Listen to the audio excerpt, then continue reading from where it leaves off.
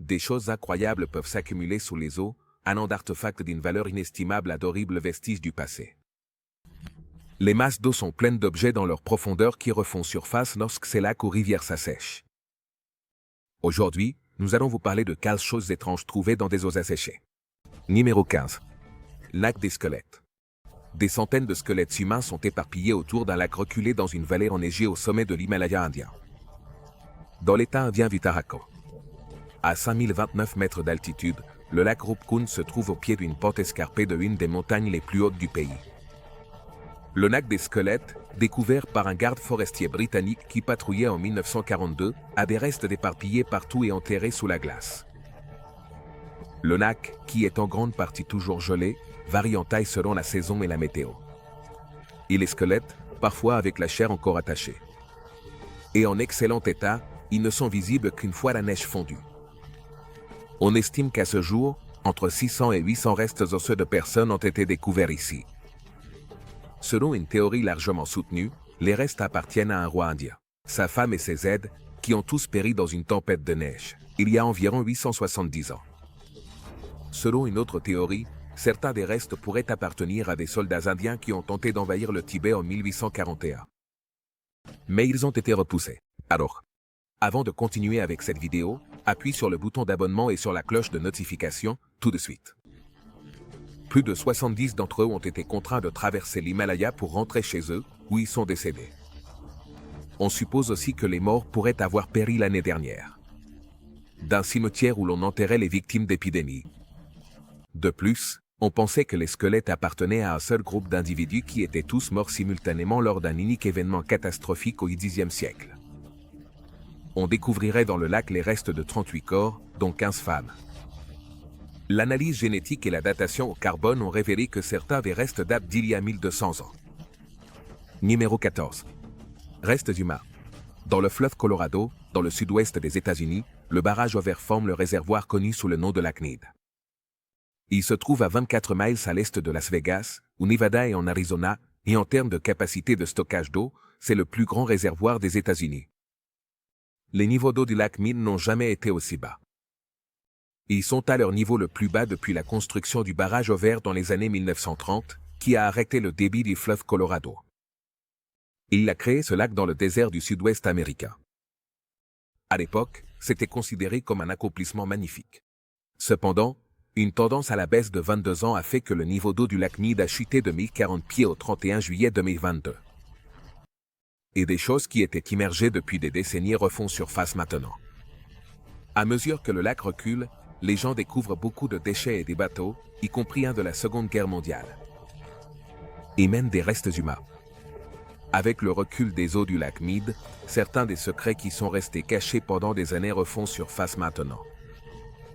Un navigateur a trouvé un cadavre dans un baril le 1er mai 2022, après avoir réalisé qu'il était coincé dans la boue. Il s'agissait d'une victime d'homicide qui avait succombé à une blessure par balle. Selon la police de Las Vegas, il est possible que ces meurtriers l'aient jeté dans le lac à la fin des années 70 ou au début des années 80. 6 jours plus tard, 2 sœurs qui faisaient du canoë sur le lac sont tombées sur un autre ensemble de restes osseux. Le service national de Paris a signalé que le 25 juillet, un passant s'est retrouvé sur la plage de baignade, dans la zone nationale de loisirs du lac Mead a informé les gardes forestiers de l'existence d'un autre ensemble de restes humains. Numéro 13. Bombe non explosée. À cause de la grave sécheresse de cette année, une bombe de la Seconde Guerre mondiale a été découverte, immergée dans une rivière italienne. Des pêcheurs ont trouvé la bombe de 450 kg sur les rives du contaminé fleuve Pô. Le fleuve, large de 650 km, s'est asséché sur de grandes parties à cause de la pire sécheresse que l'Italie ait connue en 70 ans. Les craintes concernant les effets du changement climatique ont augmenté en raison de la chaleur accablante et des faibles niveaux de précipitation dans le nord de l'Italie. Selon des sources militaires italiennes, l'arme non explosée a été trouvée en juillet près de la localité lombarde de Borgo Virgilio. Selon les rapports, 3000 habitants ont été évacués pour que les spécialistes en désamorçage de bombes puissent effectuer en toute sécurité une explosion contrôlée. L'espace aérien de la zone a été brièvement fermé, tout comme le trafic fluvial dans le canal. Le Pô est le fleuve le plus long d'Italie, qui coule depuis le sud-ouest des Alpes jusqu'à la mer Adriatique. Cependant, Les photographies annuelles prises par satellite cette année révèlent des sections de lits de rivières de plus en plus sèches en raison d'une sécheresse sans précédent. Le mois dernier, les autorités italiennes ont décrété l'état d'urgence pour les OP et les virans, qui irriguent environ un tiers de la production agricole du pays. À cause de la chaleur récente et du manque de pluie, le courant de la rivière s'est affaibli. Au point que les agriculteurs de la vallée du Pô affirment que l'eau salée s'infiltre dans la rivière et détruit les cultures. Numéro 12. L'Espagne de 1500 ans. Un garçon de 8 ans a découvert une épée de l'air trekking en nageant dans un lac en Suède. Lorsque Saga Benachek visitait la maison de vacances de sa famille, il a découvert l'artefacté dans le lac Vidastern. Avant, on pensait que l'épée avait 1000 ans, mais maintenant les experts du musée voisin croient qu'elle pourrait avoir 1500 ans. À cause de la sécheresse, le niveau de l'eau était peu profond, ce qui est probablement la raison pour laquelle Saga a découvert l'arme ancienne. Saga a affirmé avoir sorti quelque chose de l'eau après l'avoir senti là. Et après avoir remarqué la poignée, il est allé dire à son père que ça ressemblait à une épée. Selon des informations locales, le père de Saga, Andy, pensait initialement que sa fille avait découvert un bateau. Ou même une branche dans l'eau, et je n'ai pas réalisé qu'il s'agissait probablement d'une ancienne relique, jusqu'à ce qu'il demande à un ami de regarder de plus près. L'épée se trouve actuellement dans un musée local, qui a salué son état de conservation exceptionnel. Ensuite, de nouvelles fouilles seraient réalisées sur le site. À la suite de la découverte de Saga par le musée et le conseil local, une broche du IIIe siècle a également été découverte. L'enquête sur le lac est toujours en cours, selon le musée du comté, et pourrait produire d'autres artefacts. Numéro 11. Fossile de dinosaures. Dans la réserve naturelle de Rutland Water, on découvrirait le fossile d'un ichthyosaure d'environ 10 mètres de l'eau, et qui date d'il y a environ 180 millions d'années. Les reptiles, connus sous le nom de dragons de mer, avaient la forme de dauphins. Et leur taille variait entre 3 et 25 mètres. Le propriétaire de la zone, Anglawater, a déclaré qu'il recherche actuellement des financements pour conserver et exposer les ruines voisines. Ce n'est pas seulement le plus grand fossile de ce type découvert au Royaume-Uni, mais on pense aussi que c'est le premier spécimen de l'espèce ichthyosaure et il a été découvert là-bas. Le bloc, qui contenait un crâne d'1,80 m de hauteur, ainsi que l'argile qui l'entourait, pesait 1 tonne lorsqu'il a été soulevé pour sa conservation et son étude. Lors du drainage routinier d'une île de la Laguna pour sa réorganisation, en février 2021. Joe Davis, responsable de l'équipe de conservation du Chester and Rutland Wildlife Trust, a fait la découverte. Et, selon M. Davis, la découverte était fascinante, et un véritable jalon dans sa carrière. Numéro 10. Météorite de 4,5 milliards d'années. Le 27 novembre 2015, une boule de feu verte a survolé l'intérieur de l'Australie. Les chercheurs de météorites ont cherché la roche spatiale responsable du spectacle astronomique. Ils déclareraient le succès seulement une semaine plus tard, après avoir récupéré une météorite dans la boue salée, près du lit d'un lac désertique. Selon les chercheurs, la roche d'environ 6 kg s'est probablement formée il y a plus de 4,5 milliards d'années, lors de la formation du système solaire. Les chercheurs ont utilisé les données recueillies pour déterminer l'endroit où le météorite aurait très probablement atterri.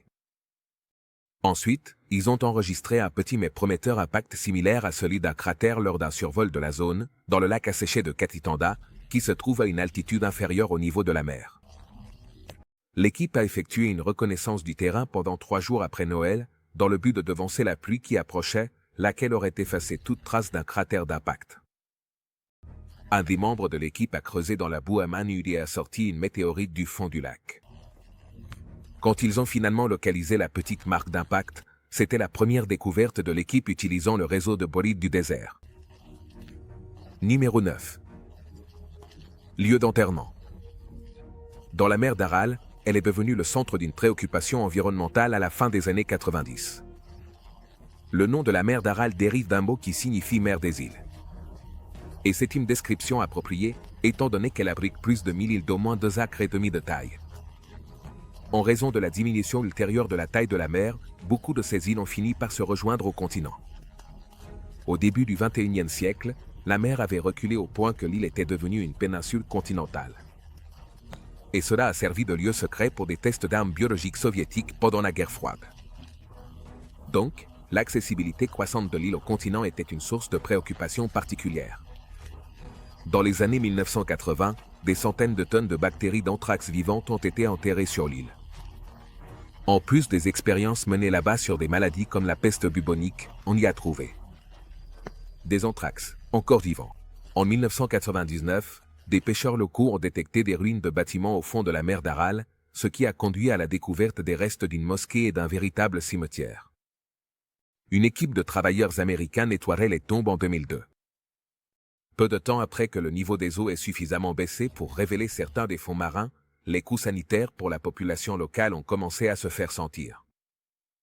Les personnes qui résident dans la partie sud de la zone ont été les plus touchées en raison des vents qui soufflaient sur le fond marin exposé. L'endroit a été frappé par des tempêtes de poussière toxique contenant du sel, des engrais et des pesticides. Et les habitants ont connu des taux de problèmes de santé inhabituellement élevés, y compris des cancers des reins et de la gorge, ainsi que de l'anémie, et l'un des taux de mortalité infantile les plus élevés au monde. 8. Trésor du canal de Paris. Paris draine le canal Saint-Martin une fois tous les 10 ou 15 ans. Le canal a été achevé en 1825 sur ordre de Napoléon, afin d'augmenter la quantité d'eau potable disponible pour la capitale française en pleine expansion.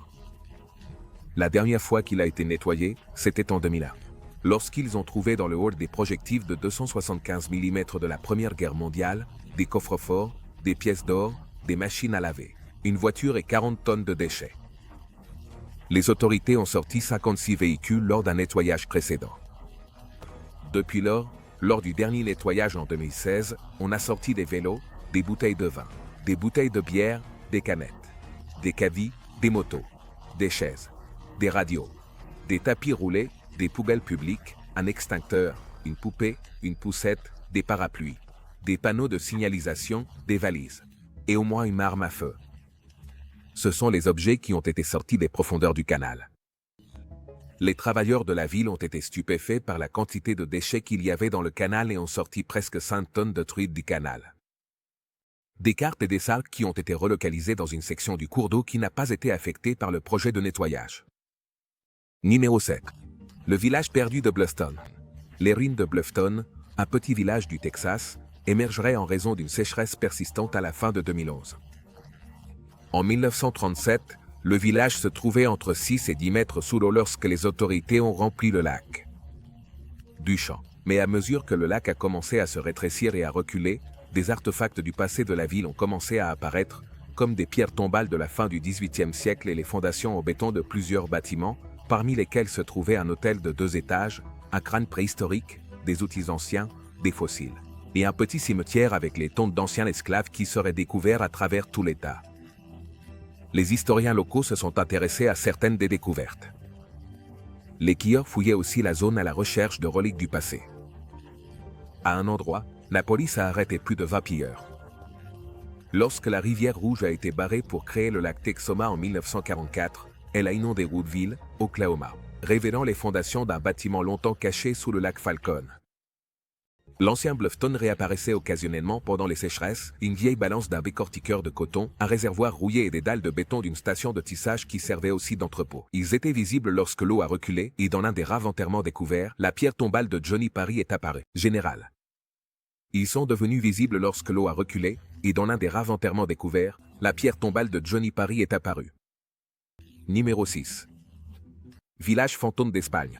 À la frontière entre l'Espagne et le Portugal, un village fantôme est récemment apparu parce que la sécheresse l'a presque complètement vidé. Le barrage attire un énorme nombre de touristes vers ses ruines grises et inquiétantes. On redécouvre des détails d'Injifise. En 1992, lorsque le village d'Acerito, dans la région nord-ouest de l'Espagne, en Galice, il a été inondé pour créer le barrage du Onadosa.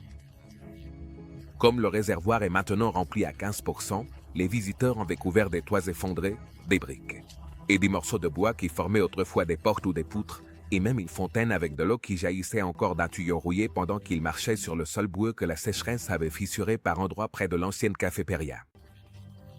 Des caisses de bouteilles de bière vides s'empilaient, et à côté d'un mur en pierre, une vieille voiture rouillait, partiellement détruite. Les images d'un drone ont révélé toutes les structures abandonnées. Numéro 5. Canyon Glen. Dans l'Utah, en Arizona, aux États-Unis, il y a un réservoir artificiel sur le fleuve Colorado, appelé lac Powell. C'est une destination de vacances populaire qui attire environ 2 millions de personnes chaque année. Le lac Powell peut stocker 24 millions d'acre-pieds d'eau à sa capacité maximale. Et ça suffit pour couvrir tout l'État du Massachusetts. À cause des graves sécheresses, le niveau de l'eau a chuté de manière drastique et certaines parties du lac sont complètement sèches depuis 20 ans. En conséquence, le canyon Glen refait surface des profondeurs du lac Powell. Le recul des eaux a mis à jour des caractéristiques rocheuses des canyons et mène des rapides de torrents qui étaient enfouis depuis longtemps sous le réservoir. La région du canyon Glen abrite de nombreuses ruines et des gravures rupestres. Anasazi est l'un des meilleurs canyons de Powell pour chercher ses ruines et moquis. La construction est située juste au-dessus de la marque de pleine mer, sur un promontoire du mur nord, près de l'arrière du canyon. Numéro 4. Le Stonehenge espagnol. La pire sécheresse du pays depuis des décennies a dévasté la campagne espagnole. Mais un résultat inattendu a ravi les archéologues.